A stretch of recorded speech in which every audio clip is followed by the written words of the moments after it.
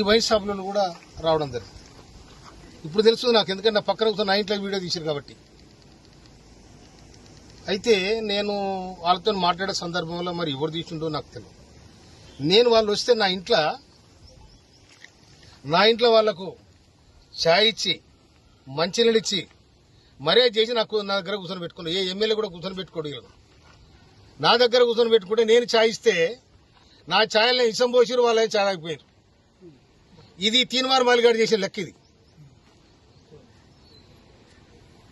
వారి మనసులు ఇవాళ ఒక మందుల సామెలంటోడు నికారసన ఉద్యమకారుణ్ణి ఇవాళ తుంగతుర్తి ప్రజలు నన్ను దీవించి ఈ విధంగా గెలిపించారు.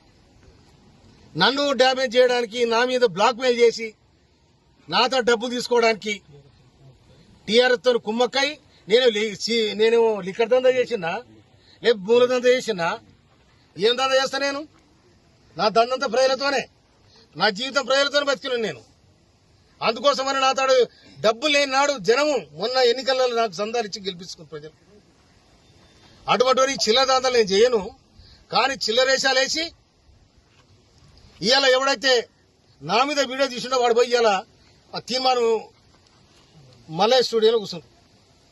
మరి అతను చేపించినాడు అనుకోవాలా, ఎవరు చేపించినాడు అనుకోవాలా? నేను అందుకోసం దీన్ని చట్టపరంగా ఇవాళ ఒక దళితుడు, ఒక మాదిగ వ్యక్తి రాష్ట్ర ప్రభుత్వంలో ఉండడం ఇష్టం లేదా? బీసీలు అంటారు, ఎస్సీలు అంటారు, ఎస్టీలు అంటారు, సామాజిక న్యాయం. ఎక్కడ పోయినా సామాజిక న్యాయం ఇదేనా? బ్లాక్ మెయిల్ రాజకీయాలా? సామాజిక న్యాయం ఇదేనా? ఇది కాదు కదా. సమాజం ఏమనుకోవాలి? దమ్ముంటే తుంగతుర్తి గడ్డ మీదకి రా,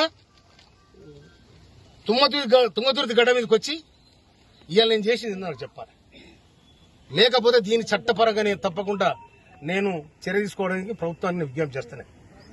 నా ఇంట్లో తిని నా ఇంట్లో ఇష్టం కలిపిపోతే ఇంతకంటే ద్రోహం ఏముంటది? వాటిని నాకు ఫోన్ చేసి ఇంకా నీ వీడియోలు ఉన్నాయంటే, వీడియోలు అన్ని మంచి నూక్కోరా నువ్వు, అన్ని మంచి నూక్కో, ఏడు నుక్కూడా నూక్కో కొడక. మళ్ళా కనుక ఇది వస్తే తొక్కి నేను కదరే దొక్కబో చూసుకో. నేను మందుల సామరెడ్డి ఏమనుకున్నారు మీరు?